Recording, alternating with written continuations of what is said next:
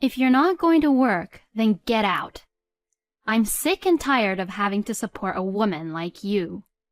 Hearing my husband, Dan, say this, I heard something inside me snap.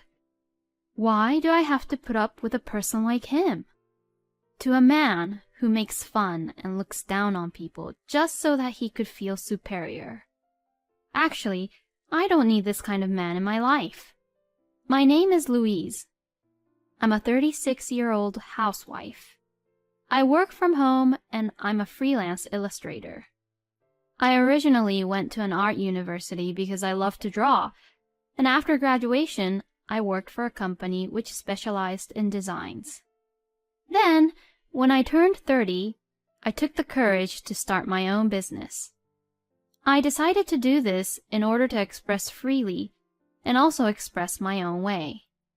At the time, I was single and thought, it's my life, so I'll do what I want with it. But I met my current husband, Dan, through a friend of mine, and Dan and I got along very well with each other.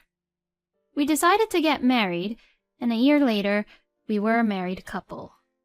The company where Dan worked for had branches all over the world, and he traveled around as a salesman. Because of his difficult tasks at his work, Dan wanted me to be a full-time housewife. So I temporarily stopped working as an illustrator after our marriage. It is true that Dan worked overtime and traveled a lot, and someone had to take care of the house while he was gone. Now that we have become a married couple, we have to support each other properly. That's how I felt, and I understood the situation, so I had no complaints about quitting my job. I thought that I could continue to study drawing illustrations while being a housewife, and when the time comes, I can resume being an illustrator again. I love my husband because I was able to think about this situation in a positive way, and I knew that he also loved me. We trusted each other like this and had no worries or complaints about anything. But then came a turning point to our marriage. Dan was officially assigned to a new sales office, and it was also decided that he was put in charge as the general manager for the new office. So he got a promotion at work. This also meant that he wouldn't be transferred frequently, and we would need to settle down in the new city. We can finally live a settled life. We had always been moving to new places in less than a year because he got transferred frequently, and we were both getting tired of living in an unfamiliar place and moving around so much. But now, we could finally settle down and live in the city, and we were both happy. Until now, I have been too busy to think of anything else but supporting Dan. But from now on, that wouldn't be the case. I might even be able to work again. Unfortunately, though, it didn't work out that way. After the transfer, Dan was busy taking over and setting up the new branch office, and he had a very busy schedule at work. On top of that, a problem occurred. The rent fee at the new location was higher than we had expected. It wasn't impossible for us to live on Dan's salary alone, but we were barely making ends meet. And Dan's company didn't provide any rent allowance as one of the benefits, so we had to pay out of our own savings. If I think about the future, I wanted to make savings. But if it's like this, I won't be even able to make any savings because most of Dan's salary would end up being used for just our living expenses. I thought about using our savings to make ends meet in case of emergency, but it seems like I can't even do that. I asked Dan if I could work, keeping in mind that I'd make sure to do the house chores properly. But he looked at me with a difficult expression on his face. What came out of his mouth was, "I'll give you permission, but you have to make sure to take care of the house." Although I felt a little weird and uncomfortable with the way he said this, I had supported Dan as a housewife all this time. I was also sure that Dan must have been anxious about the change in lifestyle with a new environment. That's what I thought to myself and decided not to worry about it. I could finally work doing what I love. I was so happy to be working again after several years. However, Dan gradually began to be strange towards me. "Hey, what is this dish?" "What do you mean? It's just pork chops with simmered vegetables and mashed potatoes." "What a rubbish. You're always at home, but how dare you slack off with your cooking?" Dan began to criticize me with the meals I made. He never used to say such things before. "I won't be able to get any energy from eating crappy food like this." "That's not true. Carrots, Brussels sprouts, and potatoes were very cheap today, so I just made some simmered vegetables and mashed potatoes as a side dish." "And you like pork chops, don't you?" I said so without thinking. "What the hell? Are you trying to say that my salary is low?" Dan's sudden loud voice made me shrink instantly. I didn't mean it that way at all, but how could he think that way? I was just shocked at Dan's anger. "How hard do you think I've been working to provide for you? I've just been promoted, so don't do anything to irritate me like this."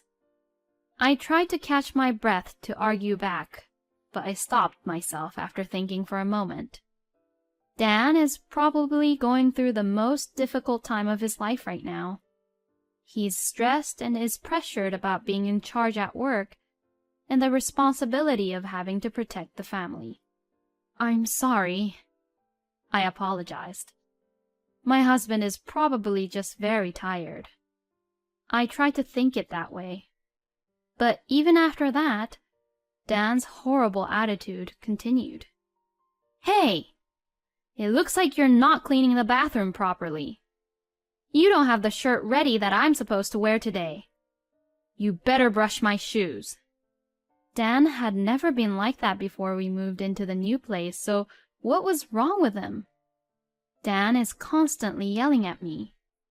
And day by day, I began to doubt my husband. Balancing housework and my work was more difficult than I had expected. I wanted to work a lot more in between housework, but if I tried to do it perfectly to meet Dan's satisfaction, I would end up spending the whole day just doing the housework.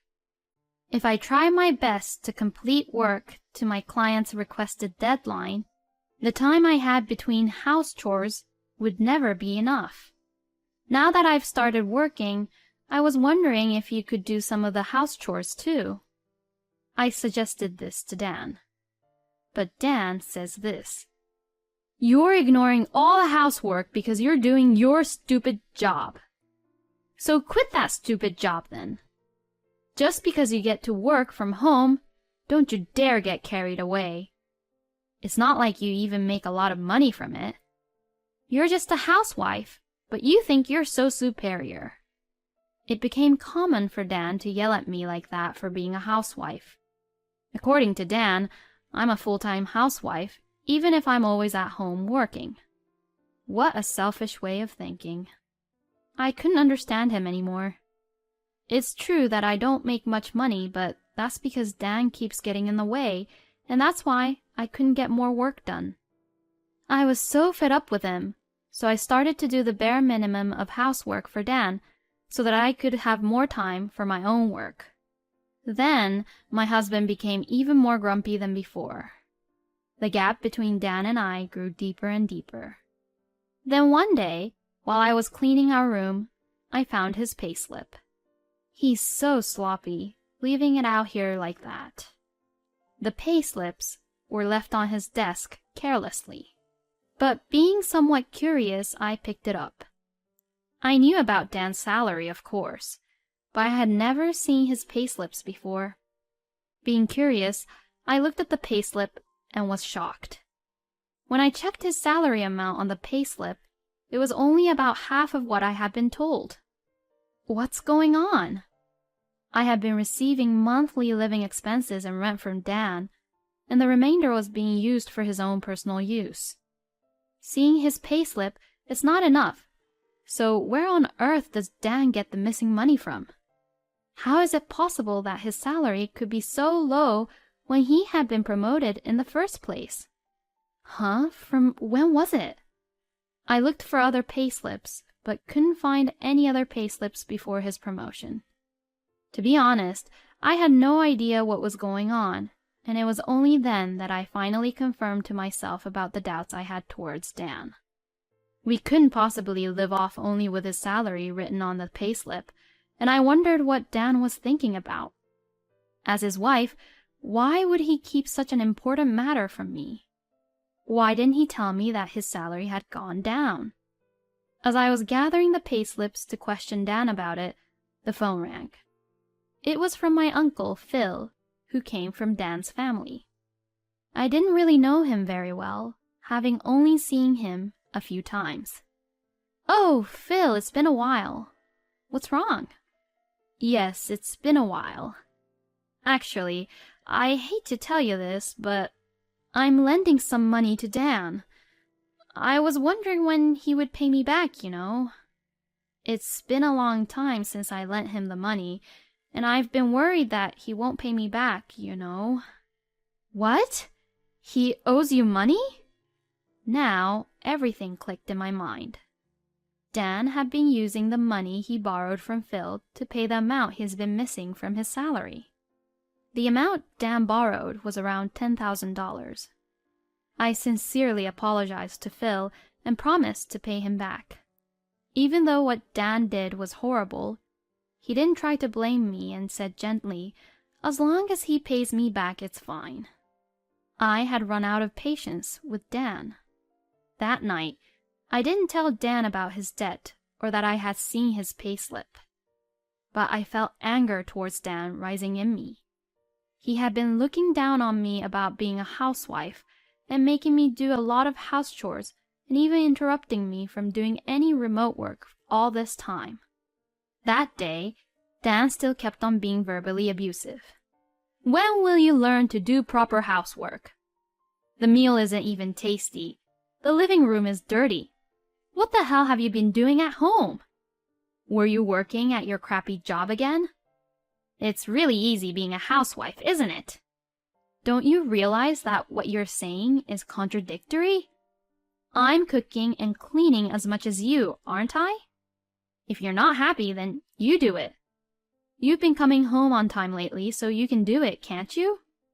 When I argued back, Dan slammed the desk. "Since when did you become so bossy? Don't you dare get carried away like this. Who do you think even provides for you anyway?" I argued back. "What's so bossy about it? I'm doing my part. So what about you?" I glared at Dan as I argued back. I don't have to put up with a person like him anymore. I don't care what he says.